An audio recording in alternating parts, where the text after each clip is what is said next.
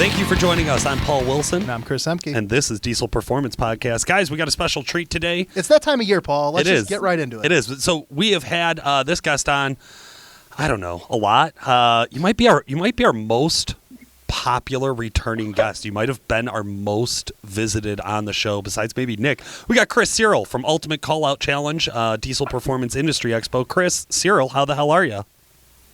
Doing great. How are you two doing?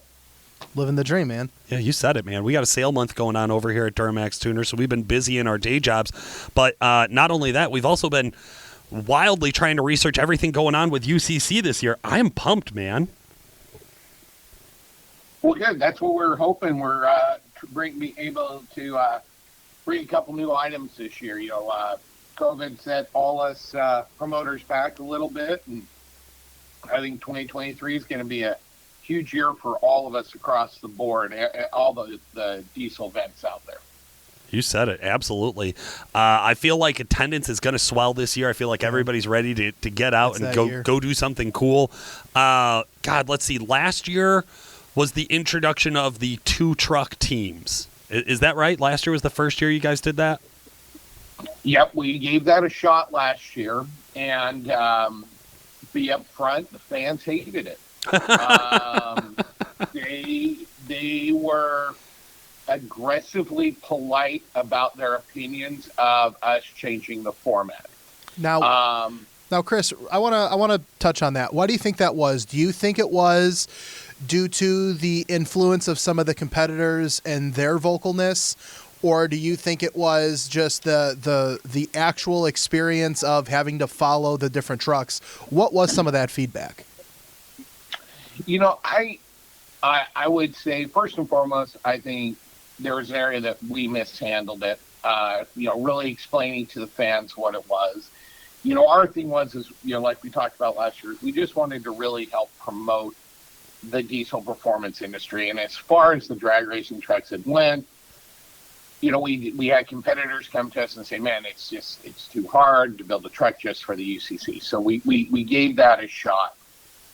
I think what happened is, honestly, when Sunday rolled around, like, we had the competition, but it just didn't feel right. It didn't feel like the UCC. I mean, the UCC is one truck in 3 events. And that is the nature, that is the beast, that is the UCC. Well, when we added that second truck, it changed the dynamics of what the UCC was. And that's not what fans came to the UCC for. They came to see these shops take one truck and make it into the ultimate drag racing truck, sled pulling, and dyno truck. Well said. I think you hit the nail on the head. I know for me as a fan of the show and of the event since it started, it is a wild idea that I'm going to have one truck do all 3 things and be good at it. And I think that's what makes this event completely unique from everybody else. Is it's the cream of the crop. It's the biggest, the baddest, the most powerful trucks in the country. And I think it's exposed the inability for one truck to do everything and to be great at everything. And if you wanted first place in all 3 events, you were basically rebuilding your truck all 3 times for all 3 days. And I think what I as a fan want to see is I want to see one truck that maybe doesn't need a total transformation to do good at all 3 events. I want to see a truck that's well-rounded and capable of going fast down the track, making big power on the dyno, and sled pulling without it looking like or feeling like a totally different vehicle. I think you're on it, man. So this year, we're done with the 2 trucks. Is that right? We're back to 1 truck, 3 events. 1 truck, 3 events. We did get with the drivers. We talked with the drivers. We went ahead and we re-looked at our scoring system this year. You know, the drivers felt that it was a little unbalanced, so we have rebalanced our scoring system to make it a little bit more.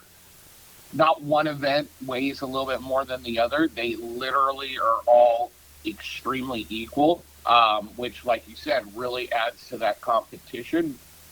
We still have our unique scoring system where if you do better. First place does way better than the other places. They do get more points, but at the same time, it keeps more people in the running when it gets down to day number 3 or even day number 2, as far as where I need to be with the dyno, where I need to be with the sled pull.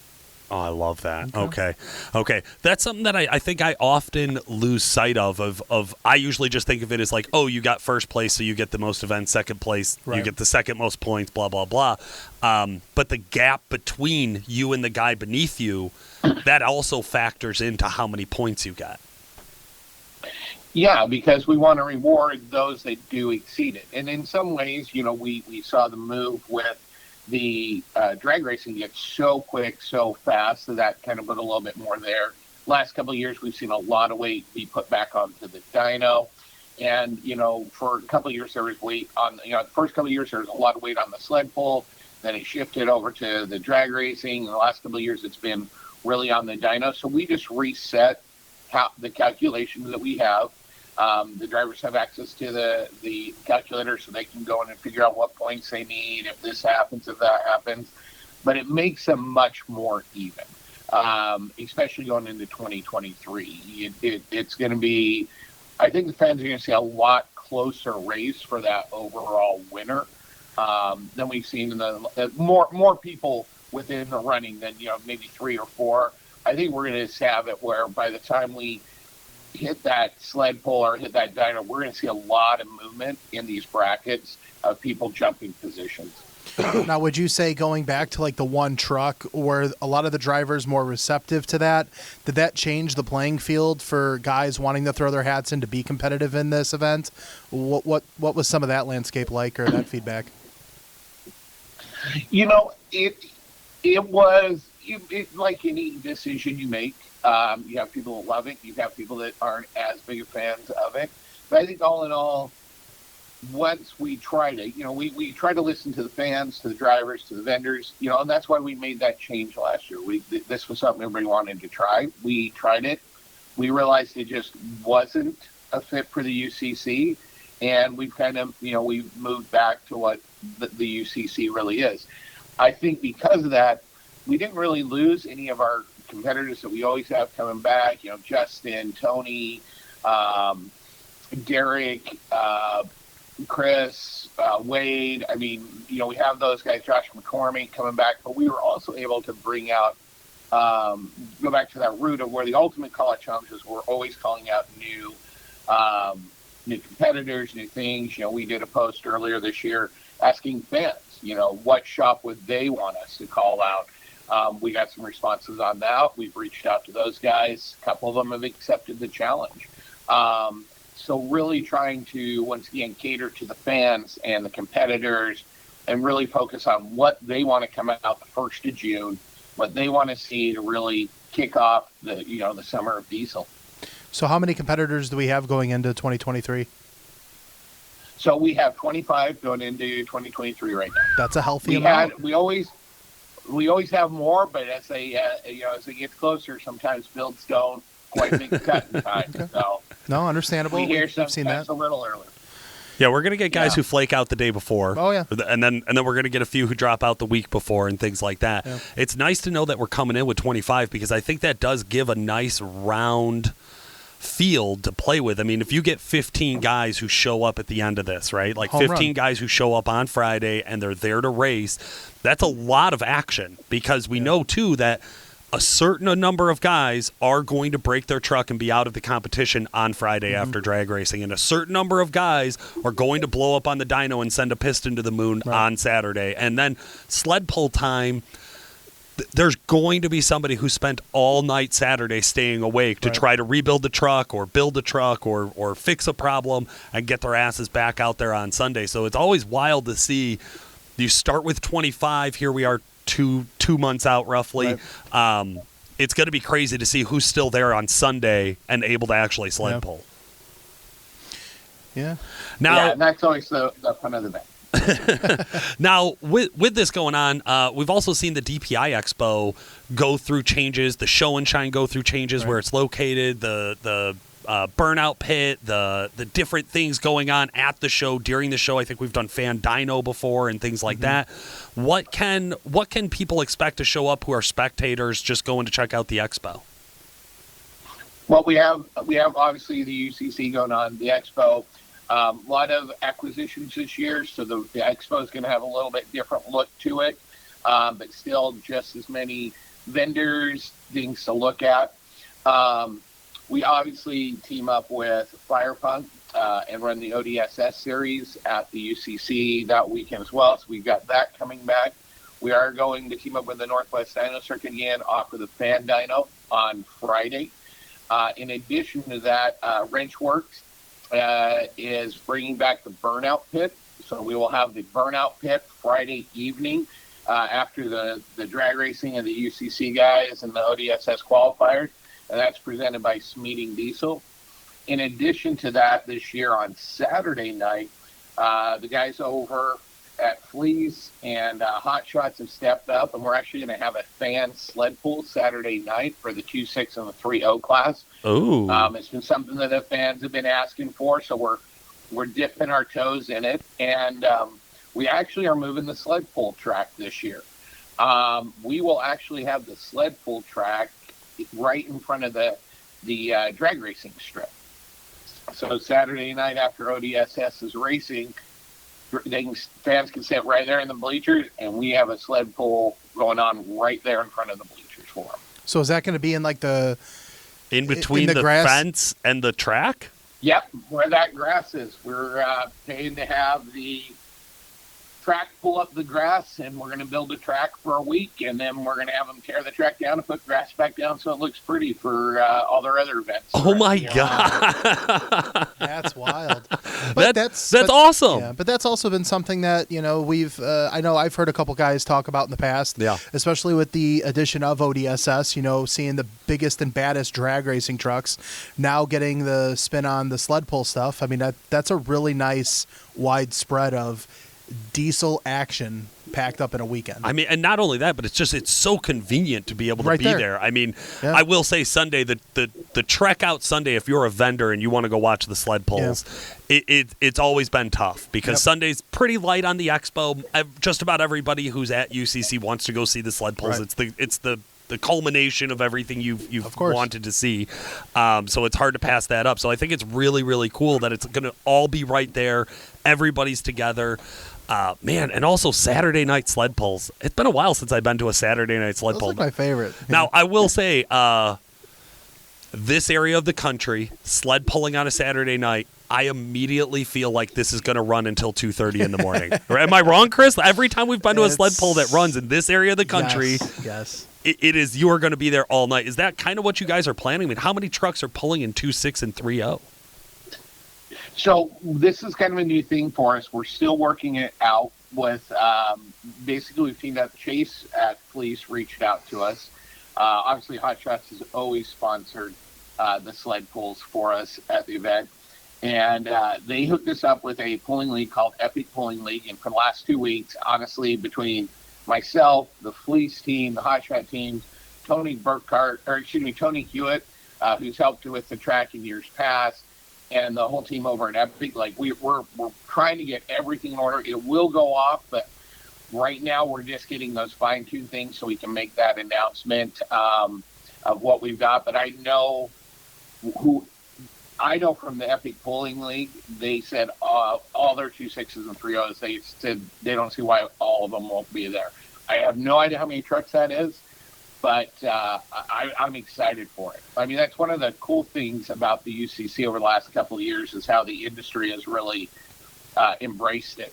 To have the Fleece call up and say, how can we help? How can we bring this to the fans? Hot Shots, hey, we want to help. We want more for the fans. Wrenchworks, hey, we want to bring back that burnout pit. Smeating stepping up and helping with the payouts. Like, it's fun for me to build the UCC. As much stress and as much work is it's fun for us, fun for our team because of how the industry embraces this event and wants it big for the fans. It's fun. No, I mean, there's a lot. I mean, even talking to the shops behind the scenes and stuff, looking forward to like being at the expo to meet the fans and be able to, support the diesel industry in a way where all of these companies come together to support the event, support the customers, support, all the enthusiasts that are in the space. I know going to UCC ever since its inception in Brownsburg, I can think of every year putting faces to the names of certain individuals that I might have worked with in years past, or guys that come up and say, hey, listen to the podcast, for an example, or see on YouTube with the things that you do over at the company. So, it's an amazing feeling being able to be part of something like this where we're able to bring everybody together for one huge weekend. Yeah, and I think you said it exactly, Chris. It's amazing how smart we are and how Paul just kind of picks up our droppings of how great we are at these things. So I wanted to thank you again. 100%. Well, hey, listen. We haven't given Paul crap this year. No, we got to ramp it up for sure, Chris. It's been easy. I like it. Let's just leave it on easy street for me. It's okay.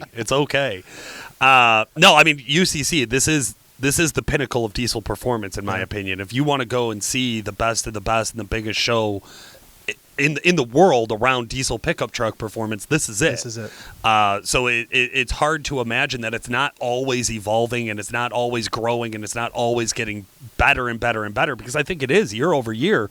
The competition gets stiffer. I think it was interesting earlier you commented on the trucks got so fast in drag racing, so quick.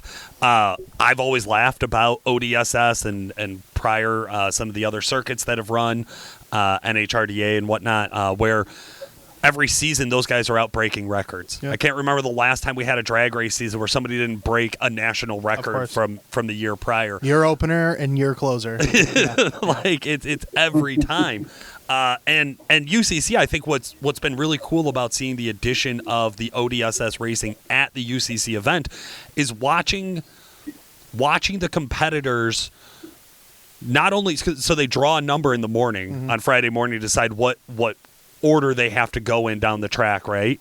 And seeing guys swap because they're like, oh, no, wait, I'm running ODSS in the afternoon. Can I swap with you so I can run first, so I can cool my truck off, so I can have the most time I can to run ODSS? Like, they care so much about every competition that they're in that if you literally said, I think I could spit further than you, they would stop what they're doing, get out of their truck, and have a competition with you. Like these guys, they can't stop trying to win. And I think that's awesome. I think this has been a place where it facilitates that insane level of competition where guys are willing to stay up for 3 days on end, have their techs come in and stay up for 3 days on end. We're seeing guys bring lifts and set lifts up in the parking lot now. Like it's on another level. Chris, I have a question for you, right? The first year UCC, was that 2016 or was that 2015 in Utah? Well, it was oh man, way to put me on the spot, Chris. It's okay. It's okay. The first one was in Utah, and I want to say it was 2016. Did you think? First UCC. Did you think 2016 in Utah? And we might be wrong on the dates. It's a disclaimer. Listeners, get over it. Did you think that UCC would be where it is today? The size of it, that it would have gone this long, and you would be still promoting it and turning it into what it is now? No. I mean, honestly, you talked about, Paul said, hey, I think I can spit farther than you. I'm pretty sure that was the conversation, was the birth of the UCC.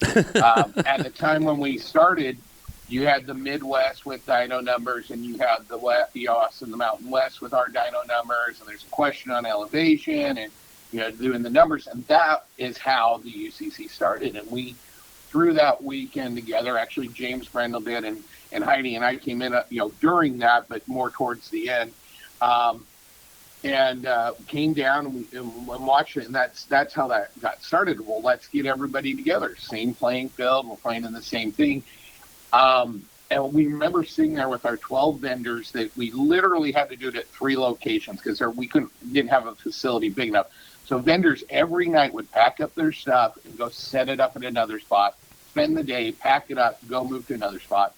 We couldn't even get, because we're so new, we couldn't even get a track to let us have the weekend So we had to do it like a Wednesday, Thursday, Friday, because that was the only time we could get the tracks.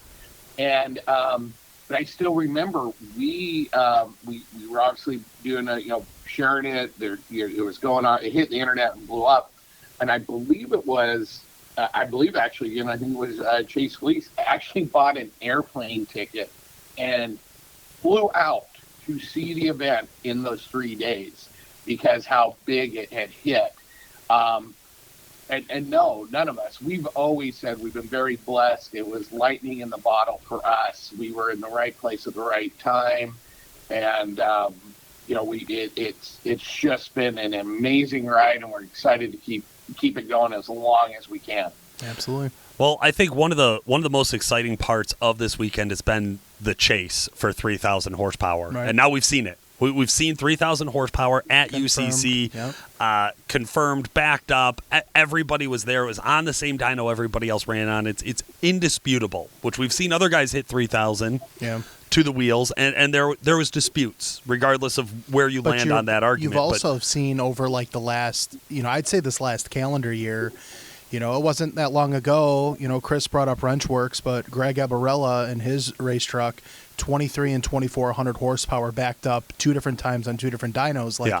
You're starting to see that 2,000 horsepower be the new average. That would win. I want to say 2,400 horsepower, I think, and I'd have to go back to pull the stats, but I think would have put you, if it didn't win 2017's UCC Dyno Day, it put you in the top 3 for sure to be at 2,400 horsepower.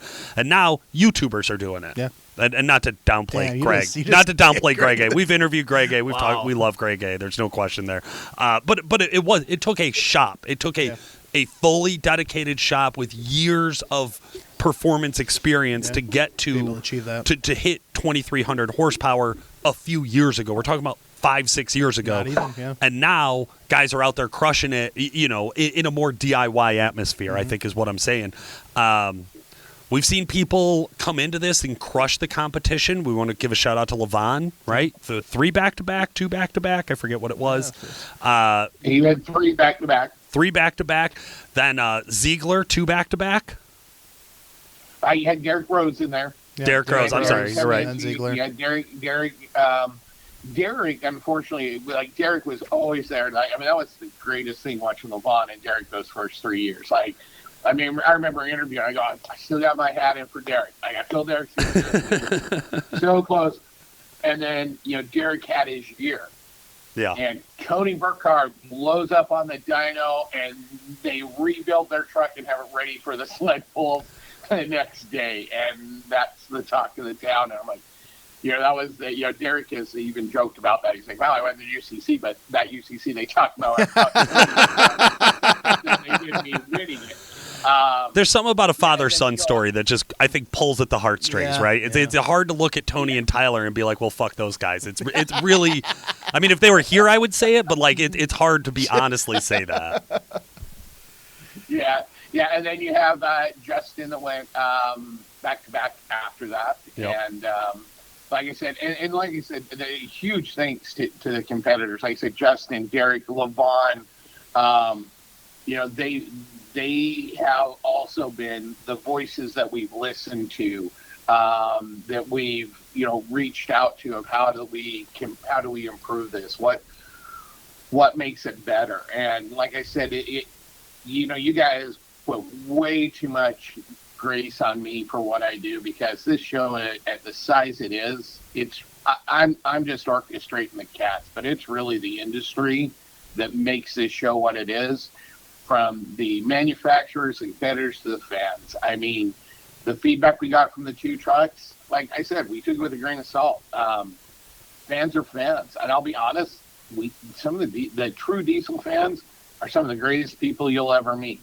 They're not rude, they're not trolls online. They tell you, hey, this sucked, and here's why it sucked, and you should go back. You can't fault someone for just being honest. They're not, they're great about it. And they do it with respect, which, there's a lot of times as promoters, you get beat up or you have some of those online trolls. But I know deep down the true diesel fans that the competitors show up for, the manufacturers show up for, and we show up for, they're not those trolls. They're the ones that want a great show every single year, and they want to help them make it great. Absolutely. Yeah.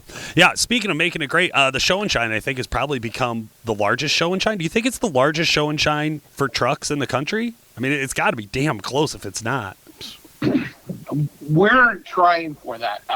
We obviously teamed up again with SMG, and we're doing a couple things different this year. Doing more awards, but yeah, we had we barely missed the 400 truck mark last year. I believe it. I was walking down the Show and Shine going, dude, this doesn't end. Yeah. It just doesn't end. There were so many trucks, and every year it's bigger and bigger. Chris and I want to be judges in the Show and Shine this year. We want to help pick the winners about whose truck is trash, because I want to tell them to their face, your truck is trash, I'm not voting for you. Wow. And then I want Chris to come in and be the nice guy and be like, well, he does have really clean wheels, man. Like, Chris, this is why we pick on Paul for shit like this. Oh, Lord. Breaking hearts, baby. I mean, Breaking I'll throw my head in the hearts. ring. I'll be a judge. Yeah. I did it one year. It was a lot of fun. I did 1 year too. It was a blast, honestly. No, but it is. I think the Show and Shine is one of those things where I personally, my responsibilities at UCC with the podcast and working with Duramax Tuner, I don't get to go see the fan dyno. That's just one piece of this show that I've never gotten to really go and pay any attention to. I think it's awesome that you guys do it. There's just so much other shiny things going on that my attention just never makes its way over there. So I think it's really cool. But the Show and Shine is one that you could spend half a day just walking around looking at the trucks that guys bring there. And the idea of where they have to drive, it's not like there's a car wash right outside of the event here, right? So, like, the amount of fucks you have to give to actually go there and have your truck look so clean and have so much put into it. And the guys we talk to, I've never walked up and talked to somebody about their truck and have them not pour out a story about the truck. I think that's what I really, really love is a chance to get together with other hardcore diesel fanatics who make horrible financial decisions, which is something I'm a huge fan of, but horrible financial decisions, so that they can go to this Show and Shine and they can talk to other guys about it. That's what they're passionate about.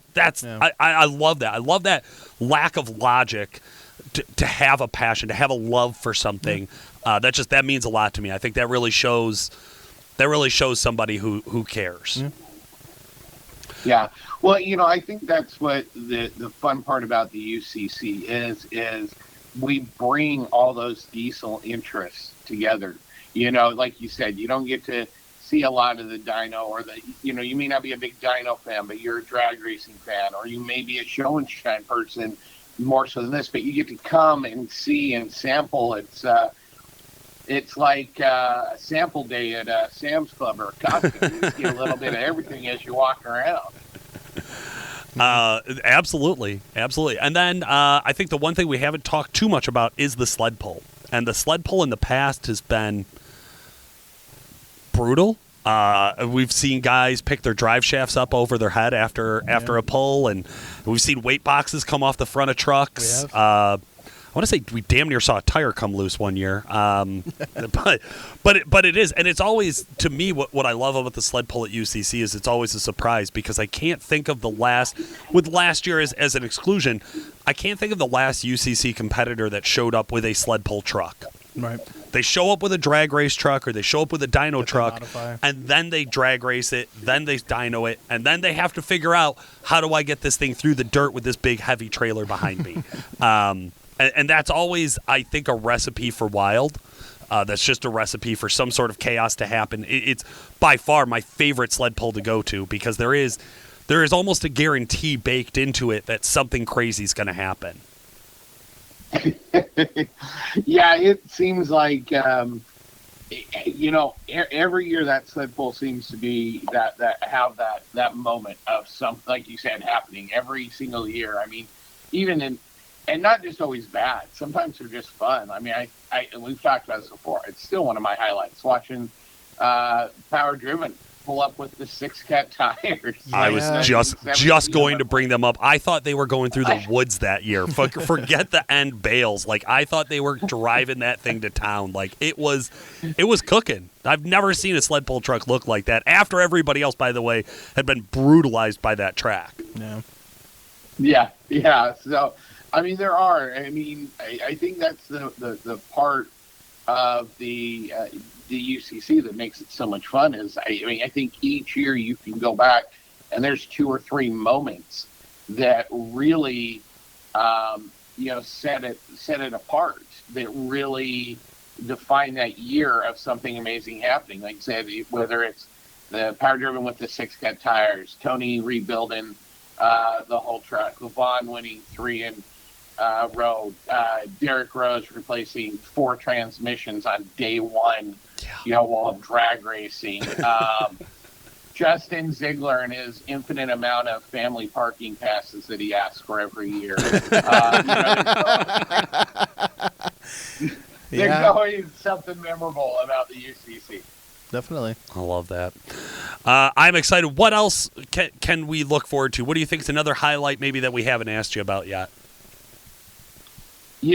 Honestly, we have packed as much in as we can. We shifted the times a little bit. We're starting a little bit later at 10 o'clock. We're going to open the gates so that we can go later into the night for the fans.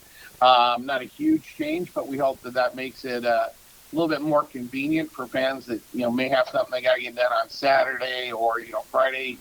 You get off work, you want to be able to come out and see a burnout pit, till 10 o'clock, 11 o'clock at night.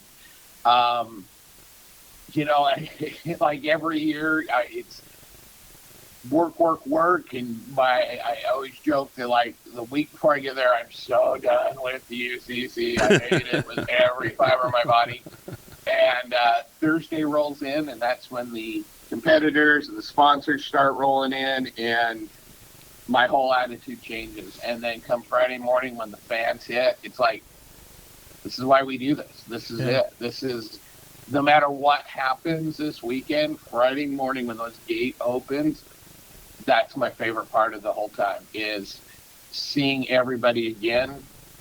We haven't seen in over a year. It's amazing how many fans I see year after year. They come say hi. Never see them again, the whole year, but UCC, they stop by, they look for me, they say hi. Obviously the sponsors, the competitors, it is. It's just such an honor.